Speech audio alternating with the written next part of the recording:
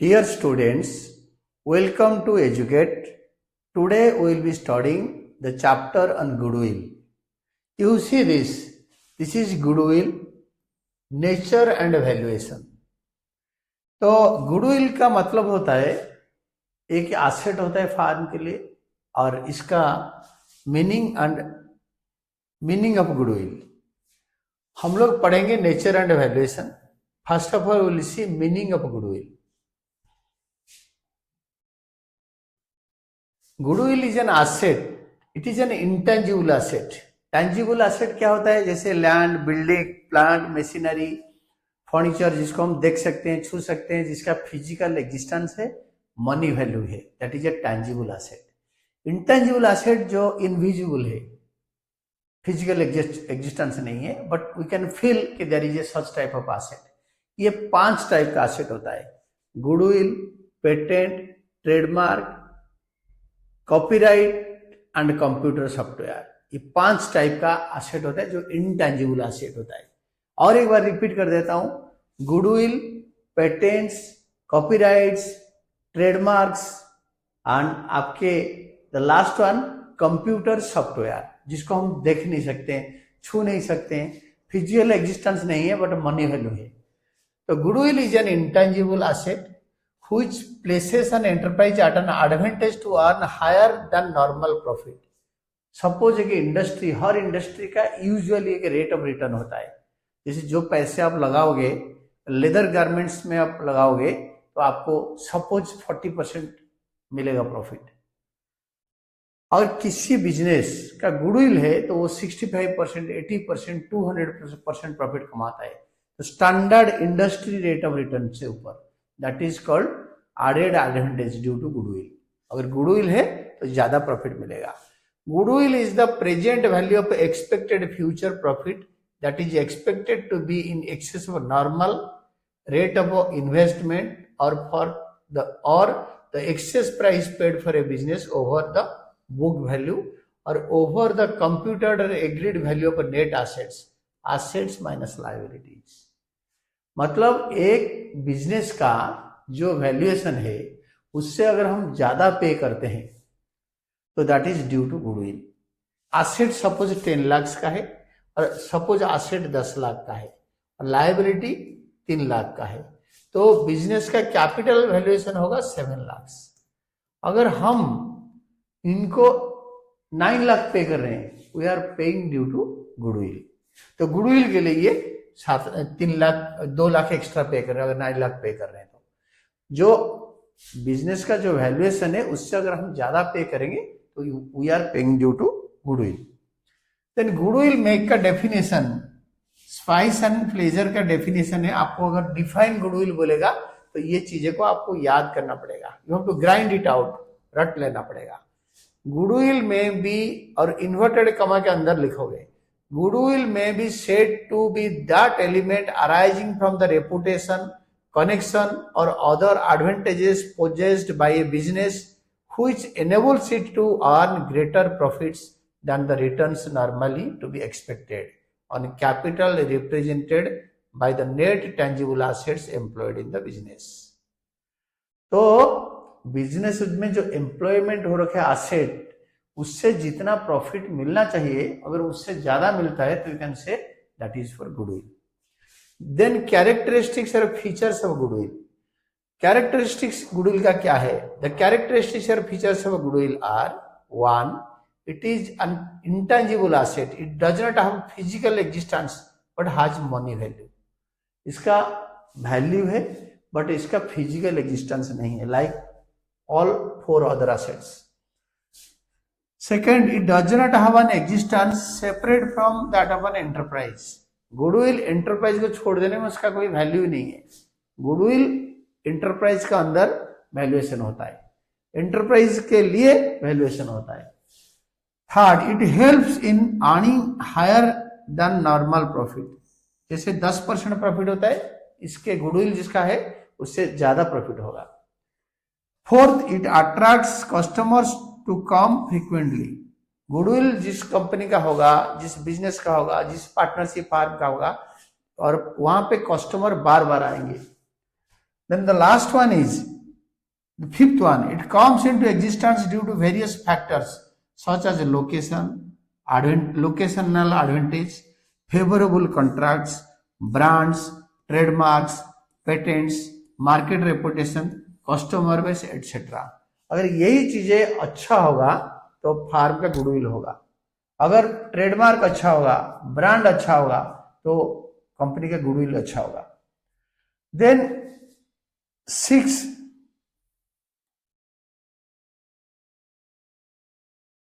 one is value of a goodwill is subjective as it depends upon the assessment of the valuer.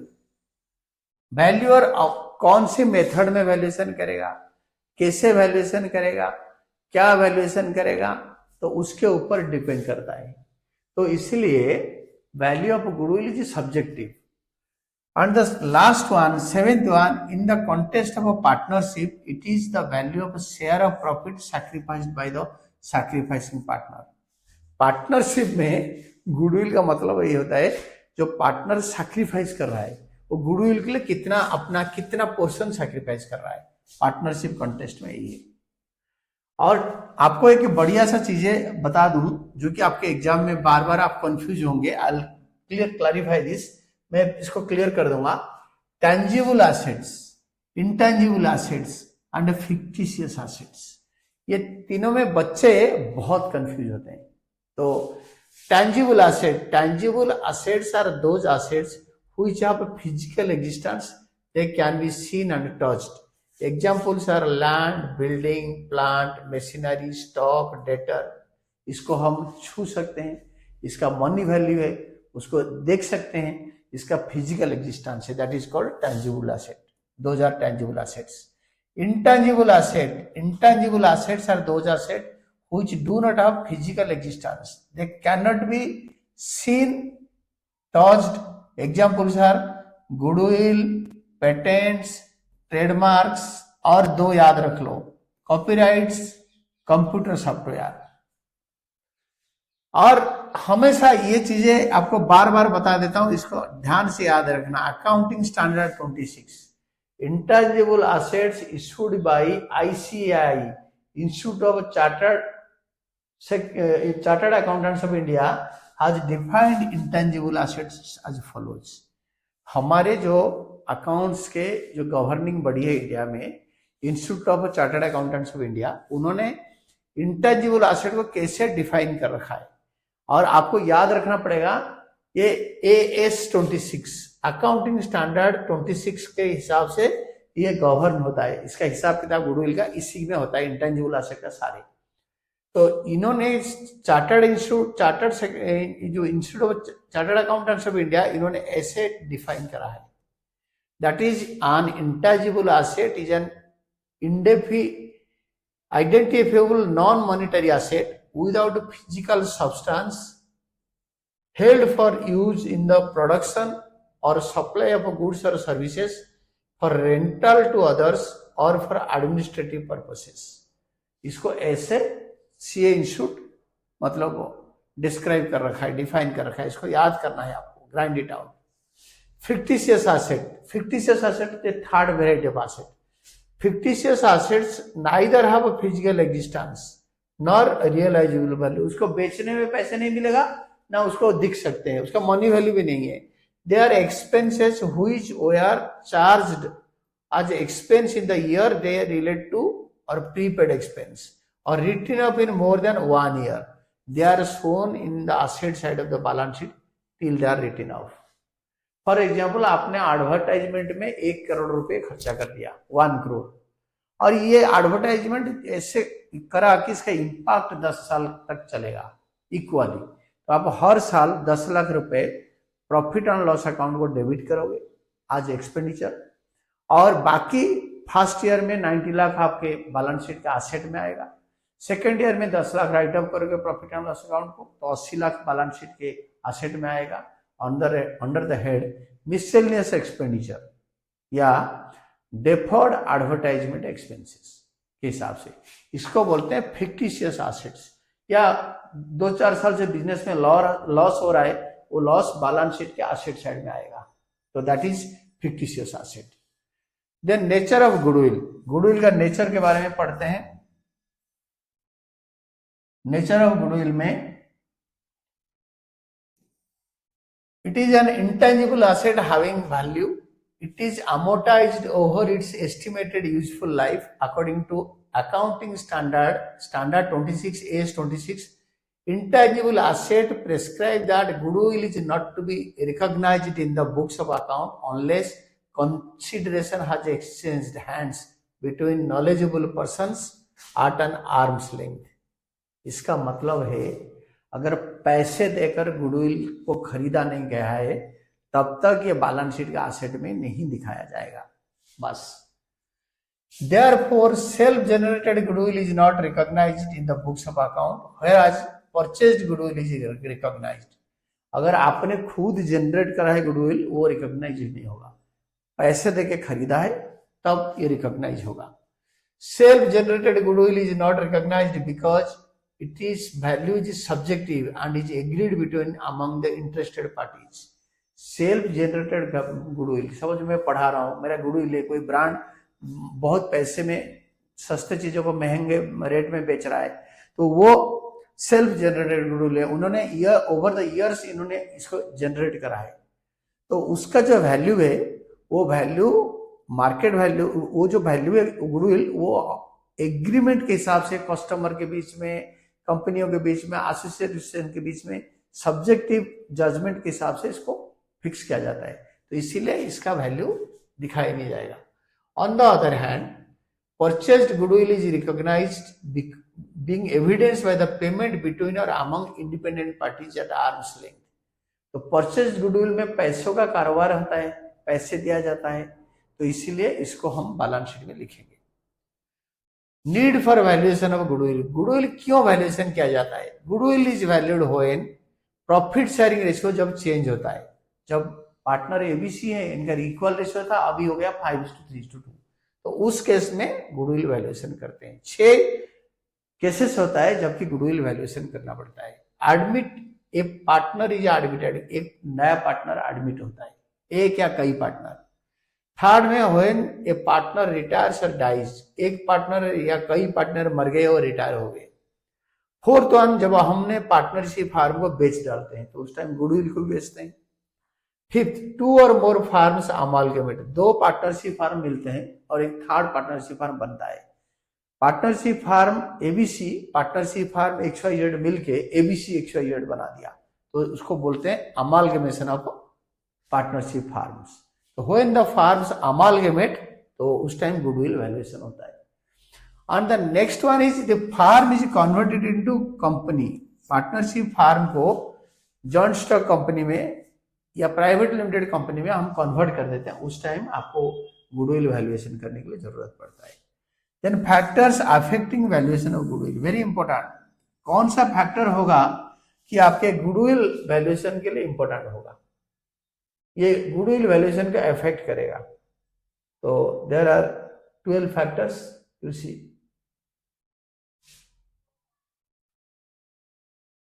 Goodwill is affected by the factors which increase the earning capacity of the firm. These are 1. Efficient management. If the management is experienced, capable and competent, the firm will earn higher rate of profit as compared to other firms. अगर management बढ़िया है, efficient है, capable है और competent managers हैं, तो ये ज्यादा प्रॉफिट कमाता है, तो ये इसका गुडविल बनता है। Favourable location, if the business is located at a favorable place resulting in increased customer walk-in and therefore increased sales and increased profit. अगर बिजनेस हाउस या फार्म का मेन ऑफिस या शोरूम कोई बढ़िया जगह पे है, इंपॉर्टेंट लोकेशन पे, तो कस्टमर ज्यादा आते हैं, सेल्स ज्यादा होता है, प्रॉफिट ज्यादा होता है, तो गुडविल बनता है। Favourable contracts, if the firm has long term contracts for sale, purchase of goods at favorable prices, this will also affect profits and goodwill of the farm. अगर फार्म के पास लंबा टाइम के लिए सेल्स का contract है, जितना production करेगा कोई पर्टिकुलर अदर कंपनी या गवर्नमेंट खरीद लेगा, या इनको मार्केट से रॉ मटेरियल खरीदने के लिए लॉन्ग टर्म कॉन्ट्रैक्ट है, तो ये भी गुडविल को अफेक्ट करता है और गुडविल वैल्यूएशन में हेल्प करता है। तो fourth, longer establishment of the business. Business established since long is likely to have extensive और broader customer base resulting in higher sales profit. As a result it will have higher value of goodwill. Longer establishment, पुरानी business, बहुत दिन से business चल रहा है, बहुत सारे कस्टमर होंगे, कस्टमर बेस होगा, मार्केट रेपुटेशन होगा, तो इनका गुडविल बेटर होगा। Advantage of patents, normally patents are necessary for the manufacture और production of certain type of articles. A firm which possesses the necessary patents will have a better value for goodwill. Patents होता है production formula.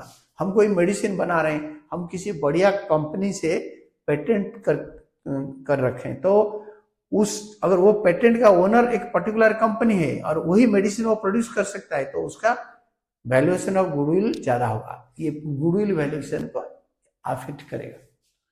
Then access to supplies, when supplies of materials are difficult to get, there will be a higher value of goodwill for a firm which has good arrangement for getting regular supplies. Suppose आप कोई एक particular brand के मतलब कपड़े बनाते हो, आपके पास जो रॉ मटेरियल मिलता है, तो वो धागा तो वो मिलना मुश्किल है, बट आपके पास एक कॉन्ट्रैक्ट है, तो आपको कंटिन्यूअस सप्लाई मिल सकता है, तो आपके गुडविल वैल्यूएशन बेटर होगा, क्योंकि ये धागे मार्केट से, यार्न मार्केट से सोर्स करना डिफिकल्ट होता है। तो जिसका सप्लाई, एक्सेस टू सप्लाई है, इजीली उनको सप्लाई मिल जाता है रॉ मटेरियल का, तो उनका गुडविल वैल्यूएशन बेटर होगा। Then comes your seventh point,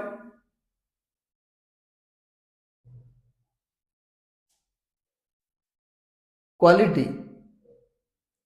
Quality, if a firm is known for quality of its products, sale is likely to be higher and value of goodwill therefore will be high. अगर अच्छी quality का चीज होगा तो अच्छा बिकेगा, तो profit भी अच्छा होगा और गुडविल भी अच्छा बनेगा। Then market situation, if a firm is in a business where demand for the products dealt in is higher than the supply, it will lead to lower capital requirement and higher profit. It will thus increase the value of goodwill. Market situation में आपके company का product का अगर demand high है और उसका supply market में ज्यादा नहीं है, तो आप कम कैपिटल इन्वेस्टमेंट करके ज्यादा प्रॉफिट कमा सकते हो, तो that will also result in valuation of goodwill.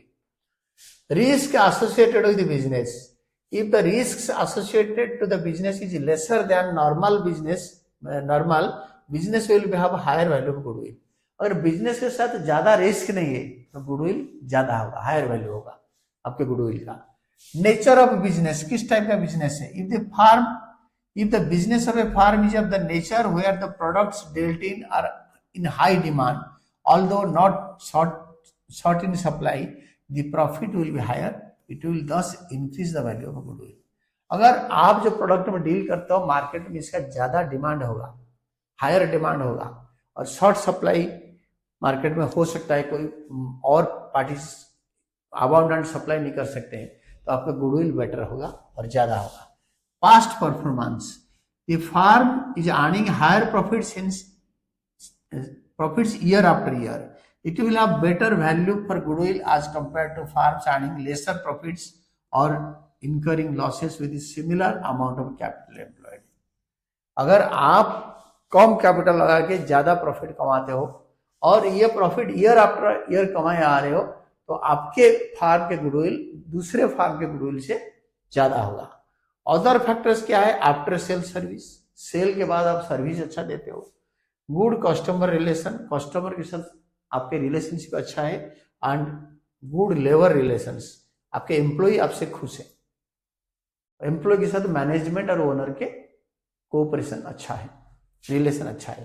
Then types of goodwill, goodwill दो टाइप का आता है। Goodwill are of two types, एक होता है गुडविल खरीदा परचेज्ड गुडविल, एक सेल्फ जनरेटेड गुडविल और non purchased goodwill. Purchased goodwill मतलब हम खरीदा, हम कोई बढ़िया कंपनी का ब्रांड ले लिया और उसी के नाम पे चीजें बना के बेचने लग गए, that is called purchased goodwill. और सेल्फ जनरेटेड मतलब हम बिजनेस कर करके ये गुडविल जनरेट करा है। तो मैं आपको सारे समझाता हूँ, purchased goodwill and self generated goodwill, then will go for questions.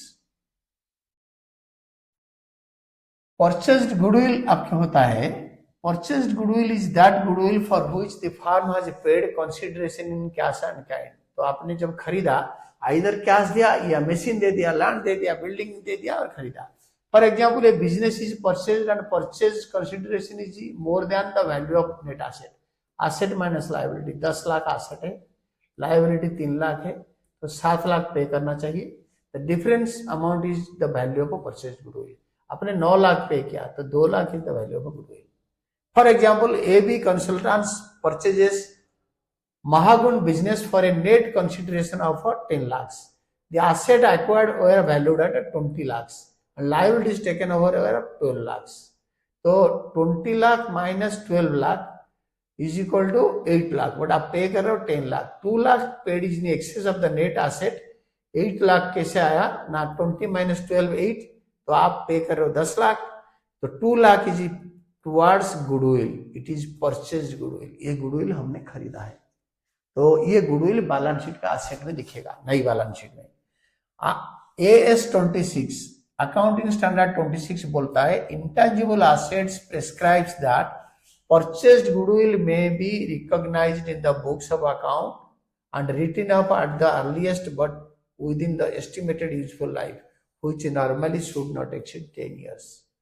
Accounting standard 26 क्या बोलता है? बोलता है गुडविल पैसे या कंसीडरेशन, कोई एसेट देके आपने खरीदा है तो उसको आप बैलेंस शीट के एसेट साइड में दिखाओ, 10 साल के अंदर अंदर उसको प्रॉफिट एंड लॉस अकाउंट को राइट अप कर दो, नॉट एक्सीडिंग 10 ईयर्स। 10 साल के अंदर उसको ऑल अदर एसेट्स की तरह उसको राइट अप कर दो, उसको बोलते हैं writing off goodwill to the profit and loss account. तो दैट इज वो पांचों जो इंटेंजिबल एसेट होते हैं, पांचों को बैलेंस शीट का एसेट में दिखाओगे और ये गुडविल को 10 साल के अंदर राइट अप कर दोगे।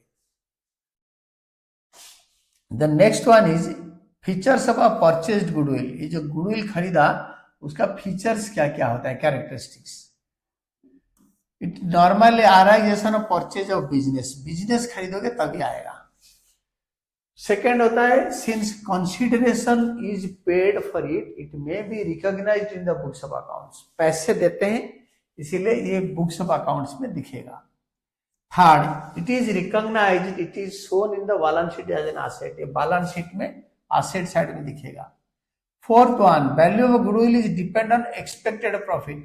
गुडविल का वैल्यूएशन किसके ऊपर डिपेंड करता है ना, प्रॉफिट कितना कमा के दे सकता है goodwill. Then value of goodwill is subjective assessment but it is associated when both purchaser and seller agree for consideration for goodwill. ये सब्जेक्टिव असेसमेंट है, तो कितने पैसे देके खरीदेंगे। जब सेलर और बायर दोनों एग्री करते हैं गुडविल इतने का होगा तब ये वैल्यूएशन होता है। Then last one, it is amortized at the earliest but not later than its estimated useful life. तो जैसे 5 साल का है तो 5 साल के अंदर इसको बोलते हैं goodwill amortized, goodwill written off, goodwill charge to P&L account. तो best word is amortization. Then illustration 1 में परचेज्ड गुडविल लिखेंगे। Amrit dairy needs acquired the business of a Shivam for a net purchase consideration of 5 lakh paid by check. The assets acquired and liabilities taken over are this. Asset ये वाला और liability ये वाला। Asset minus liability is equal to capital. तो 3 lakhs, 3 lakh capital पे करना है, but इन्होंने खरीदा 5 लाख में, तो 2 lakh is the purchased goodwill. तो जर्नल एंट्री इसका कैसे होगा ना, इसका जर्नल एंट्री भी देखो आप।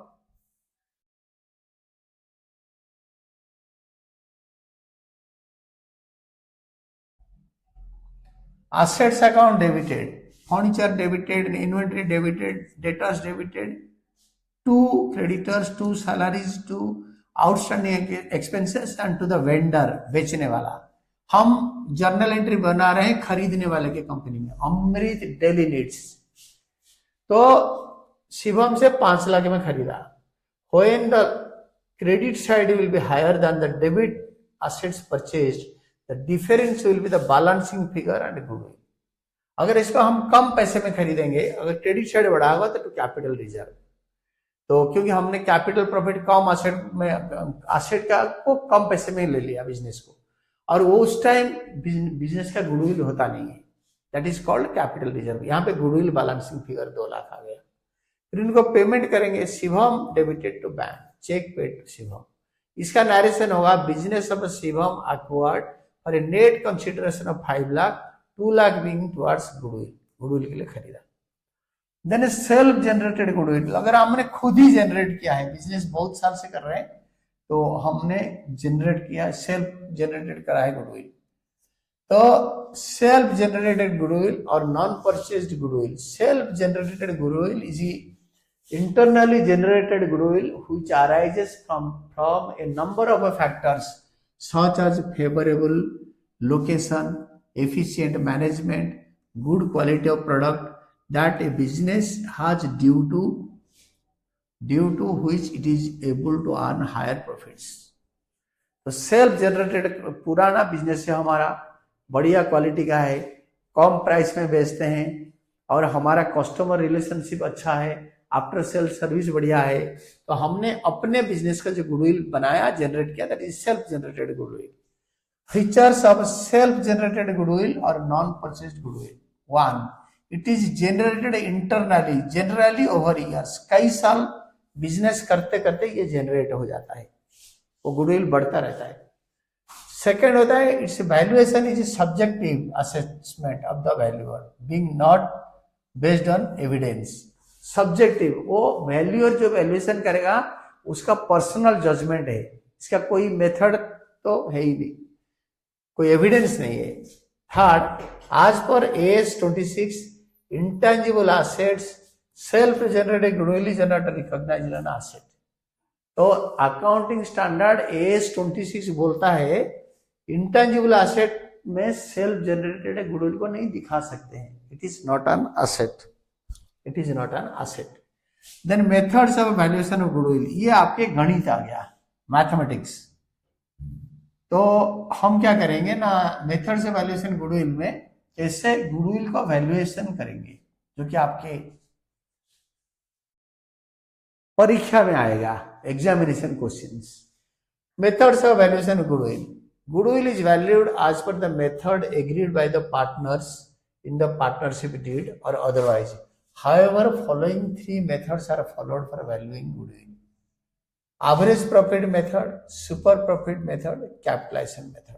Capitalization method again 2 टाइप का होता है, capitalisation of average profit, capitalisation of super profit.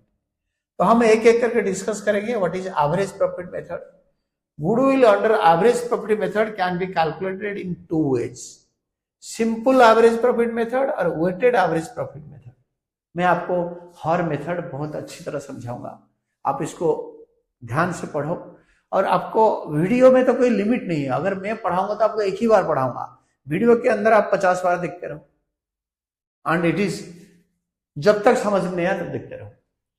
This is goodwill under simple average profit method. क्या होता है? Profit for valuation of goodwill means normal business profit of the firm. Normal business profit मतलब business अगर smooth चल रहा है, कोई natural disaster हो गया, आग लग गया, मार्केट में कुछ आर्टिफिशियल शॉर्ट सप्लाई हो गया, इस टाइम जो प्रॉफिट कमाते हैं उसको अबनॉर्मल प्रॉफिट बोलते हैं, उसको नहीं लेंगे, normal business profit. Thus, abnormal and non-business incomes are deducted from the profit for the year, while abnormal and non-business expenses and losses are added. तो हम जो प्रॉफिट निकालेंगे उसमें abnormal प्रॉफिट को माइनस कर देंगे, और abnormal एक्सपेंसेस, किसी ने बिजनेस से abnormally कुछ पैसे ले लिया निकाल के बिजनेस से, तो उसको हम कंसीडर नहीं करेंगे, उसको हम कंसीडर नहीं करेंगे। Then they are not considered because goodwill is valued that of the business based on normal business profit. Profit for the year is adjusted for the error and omissions of the past years which profits are considered. तो पिछले सालों में जो normal profit होता है उसी profit को लेकर हम बिजनेस करेंगे। Then second, average, simple average profit method. दो मेथड होता है ना, simple average profit and weighted average profit. यानी एवरेज प्रॉफिट मेथड को सब डिवाइड कर दिया, दो टाइप में कर दिया। एक तो सिंपल एवरेज प्रॉफिट, एक होते हैं वेटेड एवरेज प्रॉफिट। तो सिंपल एवरेज प्रॉफिट मेथड को मैं आपको समझा देता हूं। First we are doing theories, then will be moving to practicals, और हम सब कर लेंगे। तो सिंपल एवरेज प्रॉफिट मेथड में, under this method normal business profit for the specified number of years are determined. On normal business profit are total and average business profit is determined. The average business profit is multiplied by the number of years purchased, such as 1, 2, 3, etc. to determine the value of goodwill of the business. The formula is value of goodwill is equal to average normal business profit into number of years purchased. Normal business profit also termed future maintainable profit. तो याद रखो, 1 marker question में आएगा, normal business profit is called future maintainable profit, is determined for each year against the years profit for the following. 1, non business gains और profits और losses, abnormal gains or profit and losses. Capital expenditure being accounted as revenue expenditure. कोई अगर machine खरीदा तो वो capital expenditure है, but machine खरीद के उसको आपने बोल दिया कि मशीन रिपेयर करवाया, तो उसको प्रॉफिट में ऐड करेंगे और रेवेन्यू एक्सपेंडिचर में माइनस करेंगे। Revenue expenses being accounted as capital expenditure. कोई मशीन रिपेयर कराया, हमने लिख दिया कि इसको मशीन खरीदा। Revenue expenses not being accounted, किसी को सैलरी पे करा, लिखा ही नहीं प्रॉफिट में। Errors committed in the past, पिछले साल गलतियां हो गया था, स्टॉक को ज्यादा वैल्यू कर दिया था, ओपनिंग स्टॉक को कम वैल्यू कर दिया था, like this. This method is based on the assumption that profit of a newly started business will not be same as that of the established firm और enterprise during the initial years of its operation. लेकिन नई business का goodwill उतना नहीं होगा जितना पुराना farm का बिजनेस का प्रॉफिट होता है। Hence person purchasing the business pays goodwill for being in a position to earn profit in the initial years of business. The initial years of business में प्रॉफिट हम ज्यादा गुडविल बना नहीं पाते हैं। What is meant by years purchase? Years purchase का मतलब क्या है? What do we mean by years purchase? Years purchase होता क्या है? तो years purchase को कैसे हम अकाउंट पर करते हैं? ईयर परचेज में number of years purchase means the number of years of the which of for which the firm is likely to maintain और earn similar profit after change in ownership because of the efforts put in by the past. यानी हमारा farm ने कोई एक business को खरीदा, तो वो पुराने बिजनेस का जो ओनर थे, उन्होंने जो एफर्ट करके गुडविल क्रिएट करे थे, हमारे फार्म में वो कितने साल तक चलेगा, या ये गुडविल हम कितने साल तक मार्केट में बरकरार रख पाएंगे, will maintain it as it was. तो वो होता है years purchase. Reasons for justification of average business profit and number of years purchase. इसका जस्टिफिकेशन क्या है? Past profit show the trend of financial performance. Sale और प्रॉफिट ये बताता है कि पिछले ईयर्स में ऐसे हुआ है, आगे वाले सालों में ऐसे होगा, which in turn indicates expected future profits, कि आने वाले सालों में ऐसे प्रॉफिट होगा। Purchaser of the business likes to estimate future business profits, thus profits are averaged. Buyer would also like to estimate the number of years business is likely to earn that profit because of efforts put in the past. जो पिछले सालों में जो effort करके profit बनाया गया है, आगे वाले सालों में वो कितने साल तक ये प्रॉफिट को बरकरार रख पाएंगे, मेंटेन कर पाएंगे। Drawback of a simple average profit method, इसका डिसएडवांटेजेस क्या है? Drawbacks of this method for valuation of goodwill is that trend of profitability is not considered since each years profit are given equal weightage. हर साल का profit को उसी साल का प्राइस लेवल के हिसाब से लेते हैं। आज जो प्रॉफिट है, 8 साल के बाद जो प्रॉफिट है, वो दोनों में प्राइस लेवल चेंज हो जाता है। बाइंग पावर पैसों का, मनी वैल्यू का ऊपर नीचे होता है, उसको हम कंसीडर नहीं करते। जो कि वेटेड एवरेज में कंसिडर करते हैं। इसमें इक्वल वेट देते हैं सिंपल एवरेज मेथड में। Distinction is not made between A business that has increasing profits and that has decreasing profits. एक बिजनेस में प्रॉफिट बढ़े जा रहा है ईयर आफ्टर ईयर, दूसरा बिजनेस में प्रॉफिट घटे जा रहे, इसके बीच में डिस्टिंक्शन नहीं हो पाता। Steps involve in valuation of goodwill, calculation of normal profit of A business. Goodwill under this method is calculated on average or normal business profit each past year. Normal business profit, future maintainable profit is calculated for each year as follows. कैसे calculate करते हैं मैं आपको theory भी समझाऊंगा और practical भी करा दूंगा। तो इसमें profit of the past year before adjustment is given, तो प्रॉफिट दे रखा है, इसमें आप ऐड क्या करोगे, अबनॉर्मल लॉस ऐड करोगे, loss by fire, loss by theft, abnormal loss add करोगे। Loss on sale of fixed asset, land, building, plant, machinery, जो कि बिजनेस का नॉर्मल बिजनेस एक्टिविटी नहीं है, उसमें जो लॉस हुआ है उसको ऐड करोगे, क्योंकि वो ऑलरेडी प्रॉफिट से माइनस हो चुका है, ये माइनस हो चुका है इसलिए ऐड करोगे। Over valuation of opening stock and under valuation of closing stock, अगर पिछले साल ओपनिंग स्टॉक ज्यादा वैल्यू हो गया था तो प्रॉफिट कम हो गया इसलिए ऐड करोगे, और क्लोजिंग स्टॉक कम वैल्यू हो रखा है तो प्रॉफिट कम हो गया है तो इसको ऐड करेंगे, और उसका अल्टरनेटिव लेस कर देंगे, इसका अल्टरनेटिव यहाँ पे लेस कर देंगे।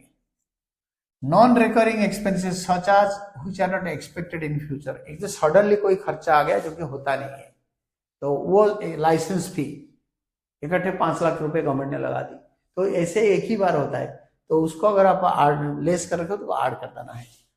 Capital expenditure charge as revenue expenditure, कोई परचेज ऑफ मशीनरी को wrongly debited to purchase account, normal goods purchase में आ गया, या मशीनरी खरीद के मशीनरी का रिपेयर में डाल दिया तो उसको ऐड करोगे, तो इसका अल्टरनेटिव यहाँ पे लेस कर दोगे सारे का। यानी अबनॉर्मल गेन और profit on sale of fixed asset, वो प्रॉफिट को बढ़ा चुका है तो इसको माइनस करोगे, ये ऑलरेडी ट्रीट हो चुका है। और स्टॉक वैल्यूएशन आपको बता दिया, इसका रिवर्स है। नॉन रिकरिंग इनकम, गलती से कोई मोटा इनकम मिल गया जो कि हर साल होता नहीं है, तो ये अबनॉर्मल इनकम होता है, such incomes are not expected in future, उसको आप लेस करोगे। नॉन बिजनेस इनकम, जो बिजनेस का इनकम नहीं है, आपको बाई चांस आ गया। Then management cost, partners remuneration if not deducted it is being the value of their service, तो कोई खर्चा जो हमने डिडक्ट करे नहीं है, पार्टनर अभी मैनेजमेंट में हिस्सा लेंगे, उनको सैलरी मिलेगा तो वो खर्चा माइनस करोगे। Any future expenses like insurance premium, जो आने वाला है उसको माइनस करोगे। तो एडजस्टेड बिजनेस प्रॉफिट और future maintainable profit for year आएगा। ऐसे हर साल का प्रॉफिट कैलकुलेट करके these above adjustment are not accounted in the books of account but are adjustments made to determine normal business profit for the business of the for the purpose of valuation of goodwill. तो ये step 1 में ये करने के बाद step 2 में आपको average business profit determine करना है।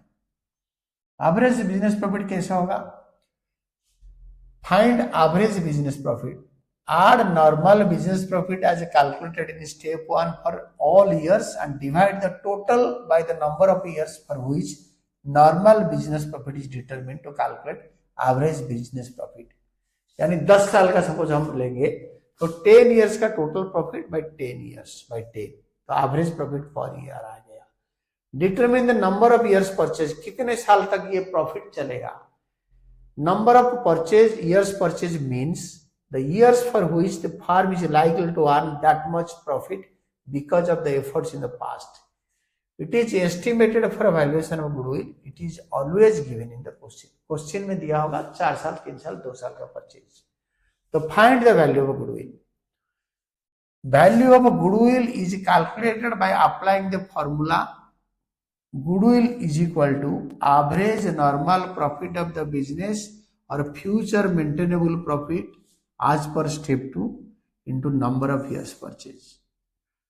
तो इसका एक एग्जाम्पल देखेंगे। For example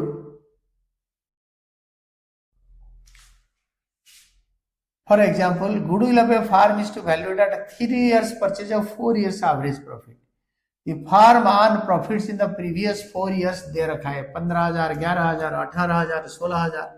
Profit will be calculated as follows. Average profit निकालो 4 साल का profit by 4 into is equal to 15,000. Goodwill is average business profit into years purchase. Years purchase is 3 years purchase multiplied by 3 is equal to 45,000. ऐसे goodwill valuation होगा. तो हम कुछ questions कर लेते हैं. It will be much better to understand. Question पढ़ लो. Sara, Tara, Jara are partners in a farm sharing profits and losses in the ratio of 3:2:1. They admit Dara into partnership from 1st April for 1/4 share. For this purpose, goodwill is to be valued at twice the average annual profit of previous 3 or 4 years. Whichever is higher. 3 साल का average लो, 4 साल का average लो और purchase करो. Goodwill is valued at twice, 2 times purchase. तो ये चारों profit को ये 4 साल का प्रॉफिट दे रखा है. तो लिखा है 3 और 4 years परचेज. सबसे पहले 3 years का गुडविल लो. आपका देखो लेटेस्ट 3 साल का लेना है. ये वाला छोड़ देना है, ये वाला छोड़ देना है 2021 का. और ये लेटेस्ट 3 साल का प्रॉफिट लो, लेके इसको ऐड करो, 3 में डिवाइड करो, इट इज 36,500. और सेकंड केस में 4 years प्रॉफिट, ये पूरे 4 साल का प्रॉफिट को यहाँ पे लो, उसको ऐड करो, 4 में डिवाइड करो, 37,925 आया. तो इसमें हायर वैल्यू है ये वाला 4 years वाला. 37 is bigger than 36. So find 4 years average business profit is higher than 3 years average business profit. तो value of goodwill will be 2 times. तो इसको 2 में मल्टीप्लाई करो कि ये बड़ा हो गया ना, तो this is the value of goodwill. और ये बड़ा होता है, इसको 2 में मल्टीप्लाई करते 2 times. तो ऐसे क्वेश्चंस होता है. तो you can easily understand this by watching time and again. बार बार देखो और आपको समझ में आ जाएगा. एक क्वेश्चन एक बार में नहीं आया, 10 बार देखो, 5 बार देखो, 3 बार देखो, अपने आप आ जाएगा. Illustration 3, average profit method adjust when past adjustments are made. तो एवरेज प्रॉफिट कैसे निकालोगे जब पास्ट एडजस्टमेंट आपको बनाना पड़ता है ना. When past adjustments are made. Hare and Krishna are partners sharing profits in the ratio of losses in the ratio of 2:1. They admit Shyam as a partner for 1/5 share. For this purpose, goodwill of the farm was valued on the basis of a 3 years purchase, 3 साल का, for last 5 years average profit. 5 साल का profit दे रखा है. तो इसका past adjustment के साथ करना है. तो 2014, 15, 16, 17, 18. तो ये सबका प्रॉफिट ले लो. 50,000 लिखो. ये 40,000 का प्रॉफिट जो है, ये 40,000 के साथ ये एडजस्टमेंट है. Goodwill of the farm after adjusting the following. 2014-15 was calculated after charging abnormal loss of 10,000, loss of goods by fire. आग लग गया था, abnormal loss हो गया था. तो 40,000 के साथ ये abnormal loss 10,000 ऐड करने के बाद जो प्रॉफिट होगा, that will be normal profit. बाकी 75 minus 25 and 50 as it is लिख दो. ये नॉर्मल है. तो 2 lakh will be the total profit. तो एवरेज बिजनेस प्रॉफिट होगा 2 lakh by 5, that is 40,000 and years purchase is 3. तो फॉर्मूला लिखो और 3 में मल्टीप्लाई करो. Your goodwill of the firm will be 1,20,000. तो आप खाली सिंपली पढ़ते जाओ और ये आपको समझ में आ जाएगा. बट यूजुअली मेरा एडवाइस यही होगा कि क्वेश्चंस को प्रैक्टिकली आपको करना पड़ेगा, then you can easily understand. Then the illustration 4 is there. Average profit method with adjust when adjustments are made. Ramesh purchased Bharat's business with effect from 1st April 2024. It was agreed that the farm's goodwill will be valued at 2 years purchase of the average profits of the farm for last 3 years. तो 2 years purchase होगा, last 3 years average profit. तो 1 lakh profit था including abnormal gain. इसको minus कर देना है abnormal gain. 1,10,000 profit था after charging abnormal loss. तो ये 20,000 ऐड कर देना है. 85,000 including profit of 5,000 on sale of fixed assets. तो fixed asset sale normal business profit नहीं है, क्योंकि आप एसेट बेच रहे हो। तो ये 5,000 को इससे माइनस कर दोगे। तो देखो, तो आप इसको सॉल्व करो, 10,000 माइनस करो, 20,000 ऐड करो, 5,000 माइनस करो, this is average maintainable profit 3 lakh. 3 lakh total profit है, 3 में डिवाइड करो। ये जो निकला नॉर्मल बिजनेस प्रॉफिट या नॉर्मल मेंटेनेबल प्रॉफिट, तीनों को ऐड करके 3 में डिवाइड करो। और 2 इयर्स परचेज हमने निकाला था, 2 इयर्स परचेज, 2 इयर्स परचेज जो आया आपके, तो इसमें 2 लाख हो गया goodwill. For valuation of goodwill, net profit will not include profit on sale of fixed assets being non business income. आपके काम नहीं है कि फिक्स्ड एसेट बेचो खरीदो, तो इसलिए उसको हम इंक्लूड नहीं करेंगे।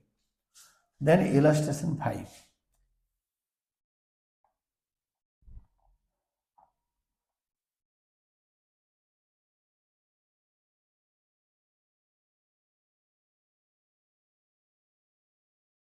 Simran purchased Anita's business on 1st April. It was agreed that value of goodwill at a 3 years purchase of average profit, average normal business profit of the last 4 years.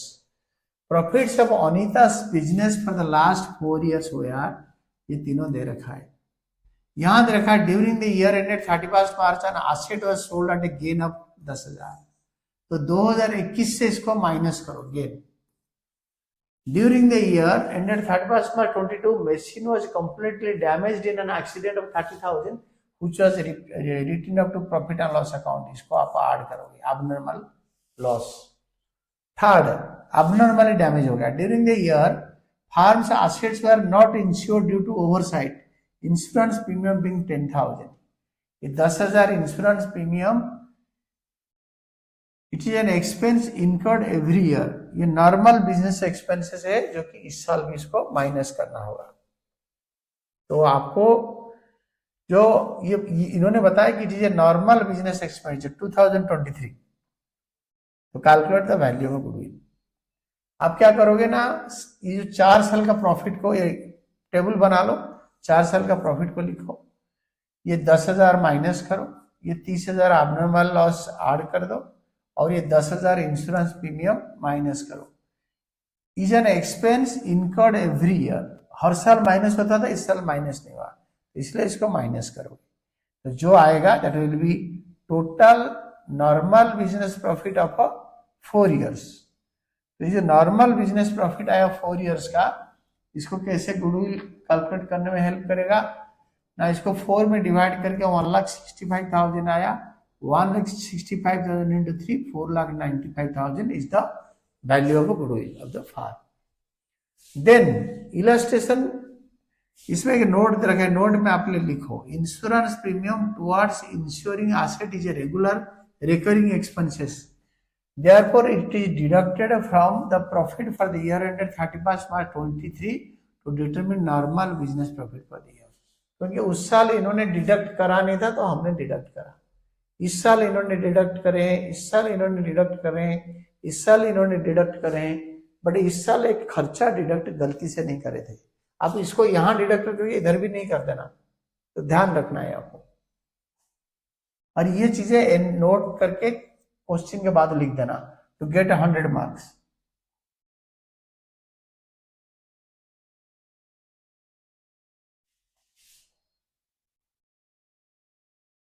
Illustration 6. Average profit method when adjustments are made. Pawan, Naman, Raman are partners sharing profits and losses equally. They admit they for equal share. For this purpose, goodwill is to valued at 4 years purchase of average last 5 years profits. 1, 2, 3, 4, 5 दे रखा है profit, 1 साल का loss दे रखा है। तो इन्होंने बोला है on 2023 5 cycles costing ₹20,000 each, costing 20,000 were purchased, not each, purchased and were wrongly debited to traveling expense account. Depreciation cycle is to charge at 25%. तो calculation of normal profit of the business, अब normal profit कैसे calculate करोगे? तो normal profit calculation करने के लिए आप देखो, जो आपने साइकिल खरीदा तो साइकिल जो खरीदा, calculation of adjusted profit for the year, loss for the year ended 31 मार्च 2024 दे रखा है लॉस। तो लॉस जो दे रखा है, तो लॉस को 1,20,000 यहां देखो, ये दिस इज द लॉस, जो कि दिख नहीं रहा है। लेस कॉस्ट ऑफ साइकिल से wrongly debited to profit and loss account, गलती से प्रॉफिट एंड लॉस अकाउंट में हमने चार्ज कर दिया। हमने साइकिल खरीदा बिजनेस के लिए, साइकिल इज एन एसेट, तो एसेट को हम क्या करेंगे, एसेट को हम बिजनेस में यूजुअली जैसे रखते हैं, तो वो हमारा एसेट हमेशा रहेगा। हम प्रॉफिट एंड लॉस अकाउंट से माइनस कर दिया था, तो वो प्रॉफिट एंड लॉस अकाउंट से माइनस कर दिया था, तो लॉस में हम क्या करेंगे ना, लॉस में और लेस कर देंगे, तो ताकि लॉस कम हो जाएगा। प्रॉफिट में प्रॉफिट से लेस करेंगे, लॉस में भी लेस करेंगे, तो ये माइनस ये प्लस 1 लाख हो गया। इससे डेप्रिसिएशन चार्ज करना था, डेप्रिसिएशन चार्ज करने में प्रॉफिट कम होता है बट लॉस बढ़ जाएगा, तो इसका 25% 5,000 है। तो आपके लॉस 1 लाख था, अगर हमारा एक्सपेंडिचर बढ़ गया तो लॉस और बढ़ जाएगा, लॉस में ऐड होगा, प्रॉफिट से लेस होगा। फिर repair of machinery, repair of machine 1 साल का 20,000 हमने चार्ज नहीं किया था, ये देखो 20,000 जो चार्ज नहीं किया था, तो उसको due to an accident machine was damage, 20,000 was incurred as repair, तो डैमेज मशीन का रिपेयर, एक्सीडेंटल डैमेज मशीन का रिपेयर को हमने प्रॉफिट एंड लॉस अकाउंट से माइनस कर दिया था, तो उसको लेस करना चाहिए, तो लॉस में ऐड करोगे, खर्चा लेस करना चाहिए, लॉस में इसको लेस कर देंगे, लॉस बढ़ेगा, तो आपके टोटल लॉस हो गया 85,000। तो इसको यहां लो, इसको ऐड करो, 5 में डिवाइड करो, और 4 साल का purchase, 2,04,000 is the goodwill of the farm.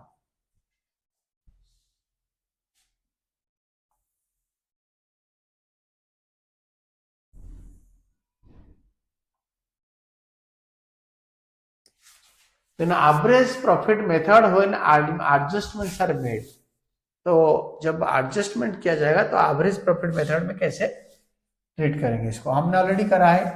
Lalit and Lavit are partner sharing profits equally, they admit love into partnership for equal share, profits were agreed to be valued at 2 years purchase, 2 साल का purchase, 4 years average, 4 साल का profit दे रखा है, 1 साल का loss, books of accounts of the firm shown as under, ये 4 साल का प्रॉफिट को आप यहां लिख दो टेबल में। Firm had profit on sale of building, abnormal gain 10,000, तो अबनॉर्मल गेन को माइनस करेंगे, तो 10,000 यहां से माइनस कर 2021। देख लो ध्यान से, कौन सी ईयर को, 31 March 21, 31 March 22, loss on sale of computer abnormal loss, तो इसको यहां पे ऐड करोगे, प्लस अबनॉर्मल लॉस को ऐड करो। Repair to car 50,000 wrongly debited to vehicles account, repairs to car 50,000 wrongly debited to vehicle account, तो vehicle account में चला गया, तो on 1 June depreciation charge at 12% on straight line method. तो इस case में हम क्या करेंगे,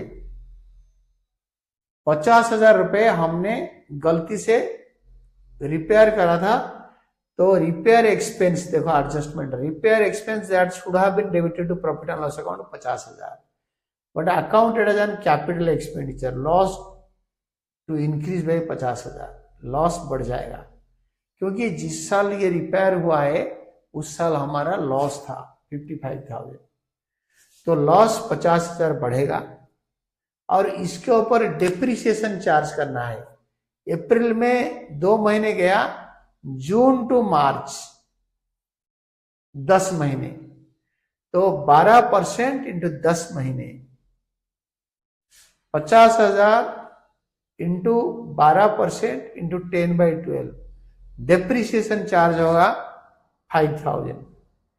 तो डेप्रिसिएशन आपके कैपिटल एक्सपेंडिचर को कम करके 45,000 करेगा। लॉस है ना, तो लॉस में रिवर्स कैलकुलेशन हो रहा है, लॉस बढ़ रहा है, तो 5,000 इससे माइनस करके 45,000, तो 45,000 यहां पे माइनस करोगे, क्योंकि लॉस को ये और बढ़ाएगा, तो टोटल लॉस 1 लाख हो गया। Then 1,44,000 direct 6,000। ये जो स्ट्रेट लाइन मेथड का डेप्रिसिएशन है, तो आपके 50,000 का जो मशीन था, तो हमने इसको 2024 में 10 महीने का डेप्रिसिएशन चार्ज कर दिया 5,000। सेकेंड ईयर में 50,000 का 12%, 12,5 60, 6,000 डेप्रिसिएशन। ये 6,000 यहां से माइनस करो। टोटल मेंटेनेबल प्रॉफिट आया, बाई 4 करा, into 2 years purchase. 2 years purchase हमने देखा था ऊपर, 2 years purchase, this is 2 years purchase. The value of goodwill will B 1,15,000। ये सारे मैंने आपको समझा दिया अच्छी तरह।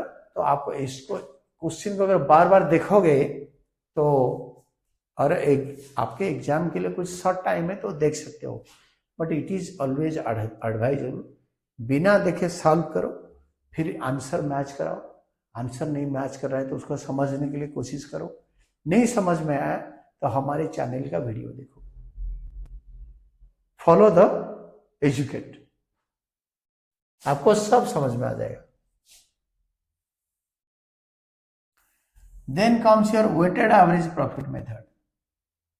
वेटेड एवरेज प्रॉफिट मेथड में आपके जो सिंपल एवरेज से वेटेड एवरेज प्रॉफिट मेथड में आपके कैसे क्वेश्चंस करना होगा, मैं आपको पहले समझा देता हूं। वेटेड एवरेज प्रॉफिट मेथड में हमें वेट्स असाइन करना पड़ेगा। Weights, weighted average profit method में it is a method which weight is assigned to each year. Normal business profit for each year is determined under simple average profit method and multiplied with the weight assigned to each year to determine weighted business profit. Weighted business profit as well as the weights are totaled. Total of the weighted business profit is divided by the total of weights to determine weighted average business profit. More weight is assigned to the profit of the recent year as it indicates the most likely profits in future. हर साल का price level changes और जो recent business years का जो profit होता है तो उसको वेट्स ज्यादा वेट मिलता है। पुराने 6 साल पुराने बिजनेस को अगर फर्स्ट ईयर को 1 मिलेगा, 6th ईयर को 6 मिलेगा, 4th ईयर को 4 वेट मिलेगा, रिसेंट को ज्यादा वेट होता है। तो valuation of goodwill, valuation of normal business profit. Normal business profit is calculated as considered earlier. आपका कर चुके हैं, कैसे बनाते हैं तो इसको बताने की जरूरत नहीं है। स्टेप 2 में आपको बताऊंगा, select the weights to assign और given to each year of a business. कौन से ईयर में कितना वेट, किसको 1, किसको 2, किसको 3 मिलेगा, आप डिटरमिन कर लो। Calculate average business profit. कैसे? प्रॉफिट और loss for each year, profit or loss for each year is calculated. Profit or loss for each year is determined as per step 1 is multiplied by the weighted average weight assigned for that year and find the product or weighted profit. आप हर साल का profit को 1, 2, 3, 4 wait से multiply करके wait निकाल लो। Then second होता है total weighted profit और प्रोडक्ट आर ऑल्सो वेट्स। ये जो टोटल वेटेड जो 1, 2, 3, 4, 5 वेट होता है उसको ऐड करो। Divide the total weighted business profit product with the total weights. जो टोटल वेटेड प्रॉफिट में प्रॉफिट के साथ मल्टीप्लाई करके जो टोटल प्रोडक्ट वेट से निकाला था उसको ऐड करके टोटल नंबर ऑफ वेट्स में डिवाइड करो तो weighted average normal business profit निकलेगा। Find the value of goodwill. Multiply weighted average normal business profit as determined in step 3 by the number of years purchase. It is the value of goodwill expressed in formula. Weighted average normal business profit into number of years purchase. Reasons or justification of using weighted average profit. हम इसको use करेंगे, इसका justification कैसे हम determine करेंगे। Y हम इसको justify कैसे करेंगे, how we will be justifying. इसका रीजन क्या है? Past profits shown the trend in financial performance of the firm profit earned by an enterprise in recent years is more relevant as compared to that of earlier years. Recent year का जो profit है उसका relevance पुराने साल के profit से ज्यादा है. Therefore, more weightage should be given to recent profits.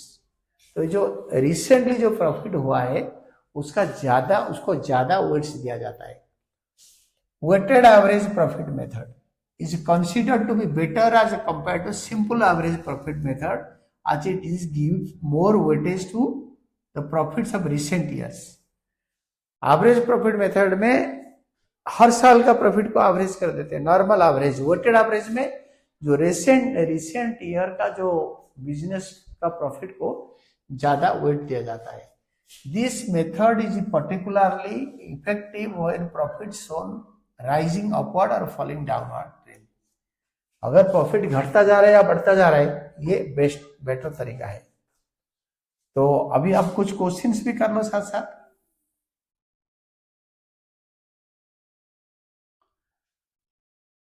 Illustration 8, profit of the firm 1, 2, 3, 4, 5 साल का दे रखा है. Goodwill is to valued at 3 years purchase बोल रहा है.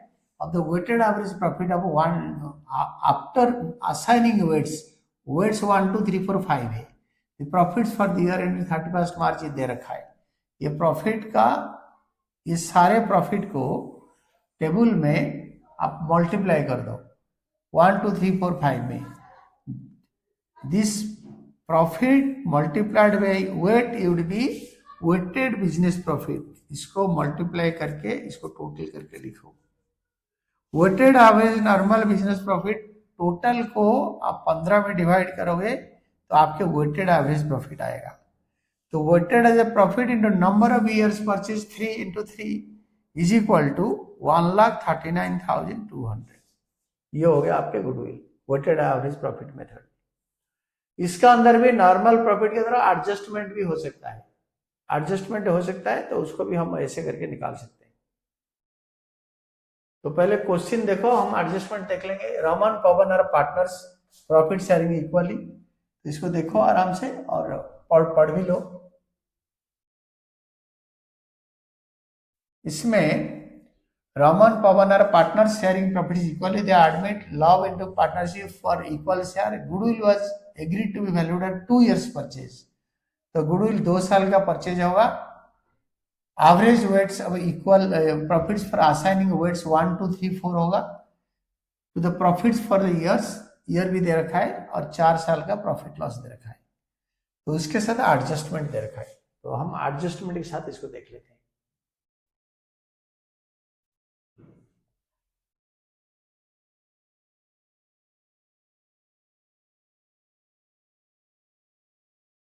आप क्या करोगे ना, चारों साल का प्रॉफिट को यहाँ पे लिखो और ये जो एडजस्टमेंट आपके दे रखा है वो एडजस्टमेंट के साथ ये प्रॉफिट का एडजस्टमेंट वाला प्रॉफिट देखो.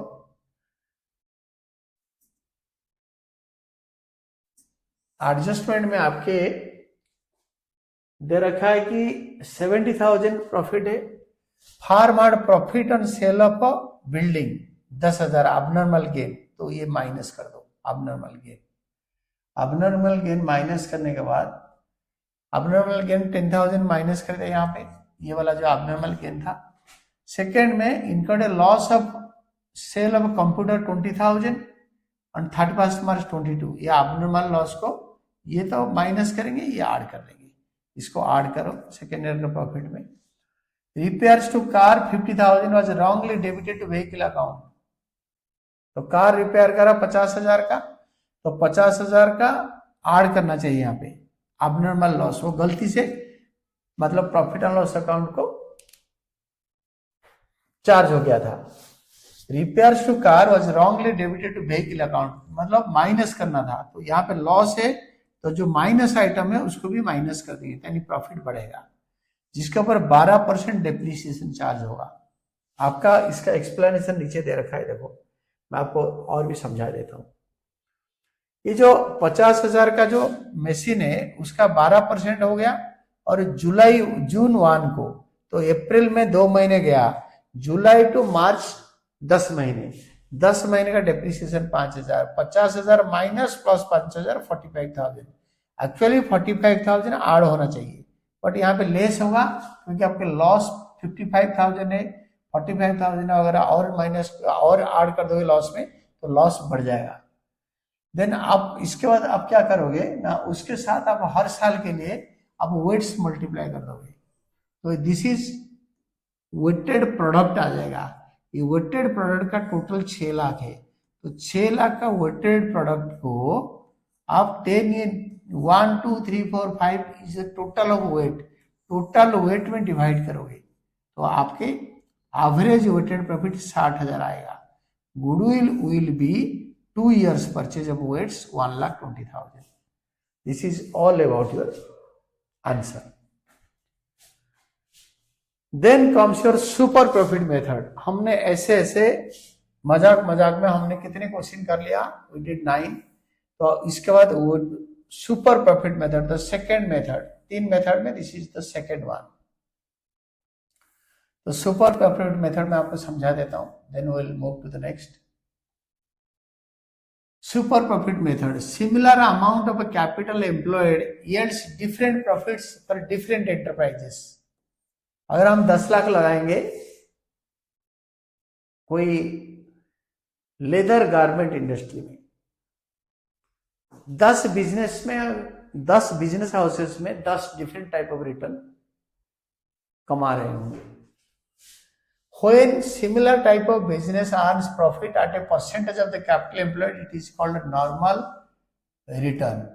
normal return जैसे वो एक इंडस्ट्री का एवरेज होता है। इंडस्ट्री में अगर आप लेदर गारमेंट्स बनाओगे आपको 12% प्रॉफिट होगा, that is normal rate is 12% या 10% प्रॉफिट होगा। Normal rate of return is 10%। However, a buyer's advantage lies in a higher business profit than normal return on capital employed।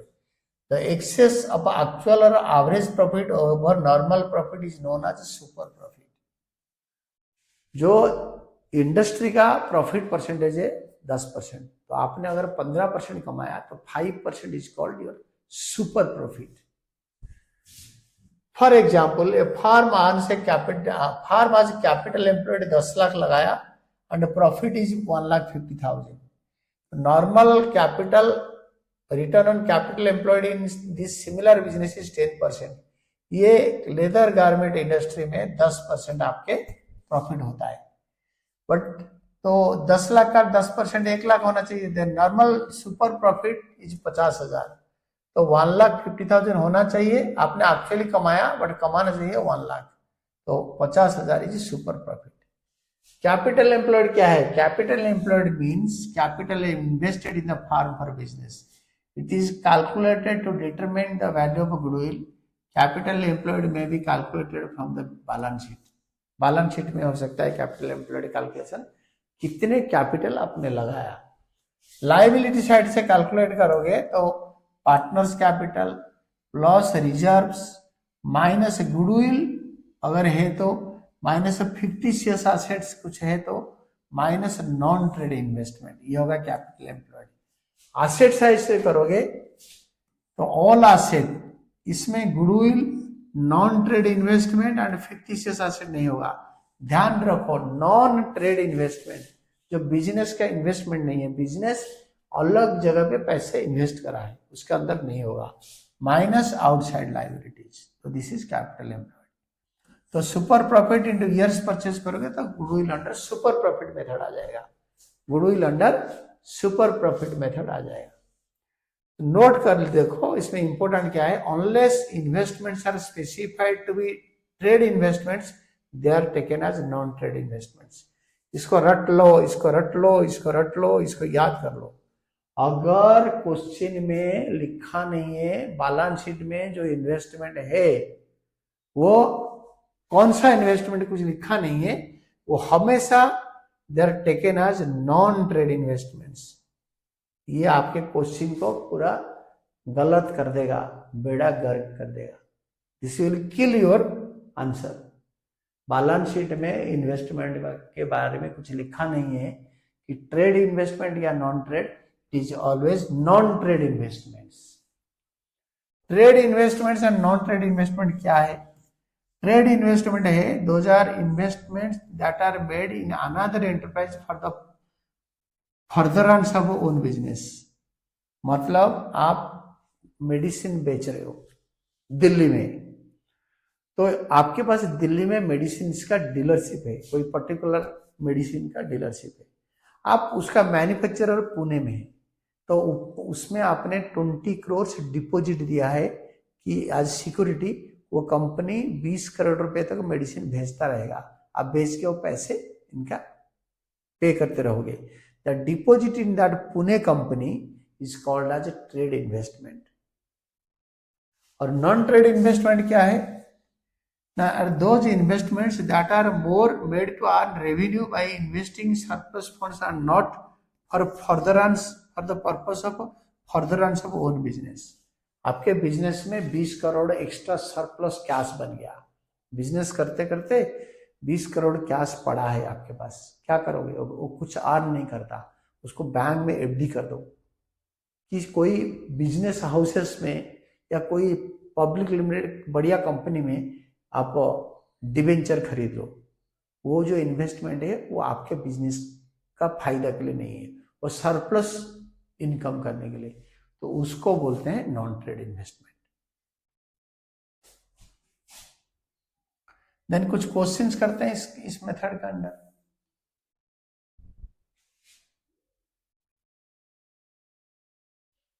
When trade investments are given, जब trade investment दिया जाता है तो क्या करेंगे? Calculate capital employed to approach when with the help of the following balance sheet. Balance sheet दिया हुआ है, यहाँ पे ट्रेड इन्वेस्टमेंट दिया हुआ है। कैपिटल एम्प्लॉयड दोनों तरीके में, कैपिटल एम्प्लॉयड पार्टनर्स कैपिटल, यानी ये दोनों का कैपिटल ले लो 2 लाख लिखो, और गुडविल 90,000 इससे माइनस करोगे, आपका जो फिर जनरल रिजर्व 90,000 ऐड करोगे, जनरल रिजर्व ऐड करो, और आपके यहाँ पे गुडविल देखो 30,000, ये गुडविल भी माइनस करोगे फिक्टिशियस एसेट, और 10,000 होता है advertisement suspense account, deferred revenue expenditure 10,000 minus करोगे, तो 2,50,000 will be the capital employed. ये अगर लायबिलिटी साइड से लोगे, तो अगर एसेट साइड से लोगे तो टोटल एसेट्स ये वाला 3,90,000, उससे ये 10,000 माइनस करो,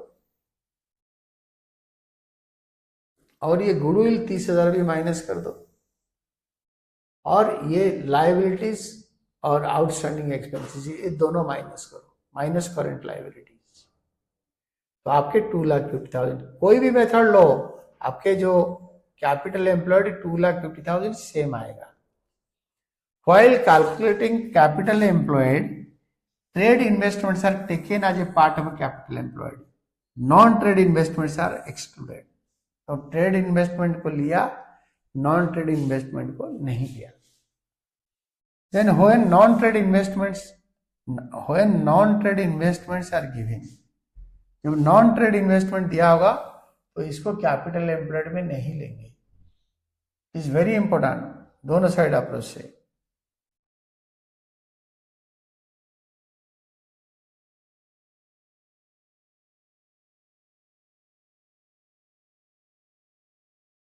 तो ये बैलेंस शीट है, इन्वेस्टमेंट्स कुछ बताया नहीं, तो ये non trade, this is non trade investment, be very particular, गलत हो ही जाएगा। तो कैपिटल एम्प्लॉयड कैसे निकलेगा लायबिलिटी साइड में? तो कैपिटल पार्टनर का 4 लाख, और general reserve 1,80,000 minus 1 lakh non trade investment minus 1 lakh, क्योंकि बताया नहीं तो नॉन ट्रेड, और 20,000 advertisement suspense account, 20,000 advance advertisement suspense account 20,000, and goodwill भी माइनस कर देंगे 60,000, तो 4 lakh will be capital employed. अगर एसेट साइड से करोगे तो एसेट का 7,80,000 से माइनस करोगे 20,000, 60,000, और नॉन ट्रेड इन्वेस्टमेंट 1 लाख, तो 20,000, 60,000, 1 lakh, and current liabilities and outstanding expenses, ये दोनों कैपिटल एम्प्लॉयड होता है, तो ये दोनों को माइनस करो, you will be getting 4 lakh, दोनों मेथड में। फिर आप दोबारा ध्यान से पढ़ लो, unless investments are stated to be, क्योंकि बच्चे इसमें बार बार गलती कर रखे हैं, that's why we are repeating, unless investments are stated to be trade investments, they are taken to be non-trade investments, they are therefore deducted to calculate capital employed. तो नॉन ट्रेड इन्वेस्टमेंट बिजनेस का investment है नहीं, इसीलिए इसको हम क्या करते हैं ना, कैपिटल एम्प्लॉयड निकालने के लिए इसको हम माइनस कर देते हैं. Sometimes average capital employed is considered for calculating value of goodwill on the basis that profit is earned during the year. Capital employed changes from time to time. तो capital employed बदल जाता है. Goodwill under this method is calculated by multiplying super profit with the agreed number of years purchase. Calculate goodwill under this method, step दे रखा है. सबसे पहले average capital employed calculate कर दो. Capital at the beginning of the year, calculate at the end of the year. Capital employed तक दोनों तरीके में आपको बताया कैसे कैलकुलेट होगा.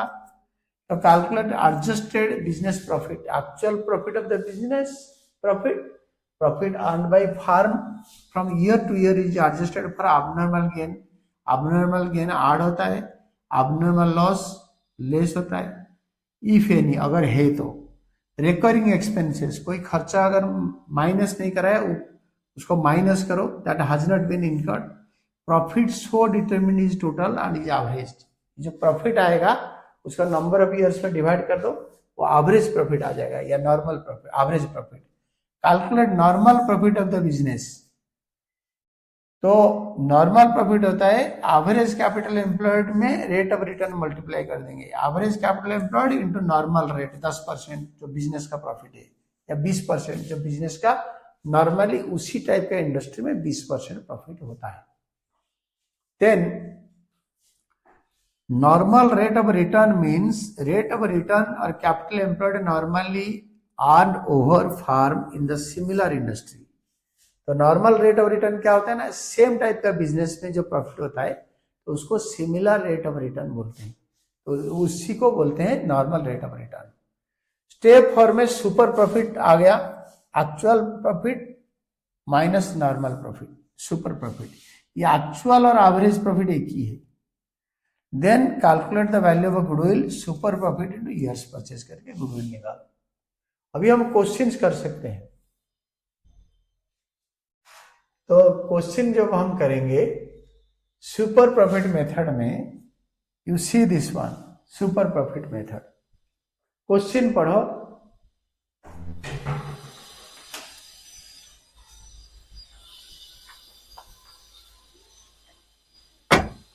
सर 5 मिनट आइए,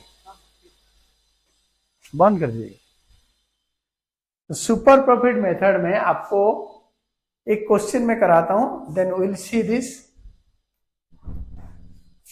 super profit method. Super profit method में 3 साल का प्रॉफिट दे रखा है 1, 2, 3. तो capital investment of the firm is 60,000, normal rate of return is 10%. तो calculate value of goodwill on the basis of 3 years purchase of average super profit for the year 3 years. तो average profit दे रखा है, 3 साल का profit को 3 में divide करो, 20,000. नॉर्मल बिजनेस प्रॉफिट होगा 60,000 का 10%, 6,000.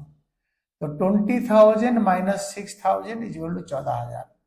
Number of years purchase is 3, तो 42,000 is the goodwill of the firm. This is the goodwill of the farm.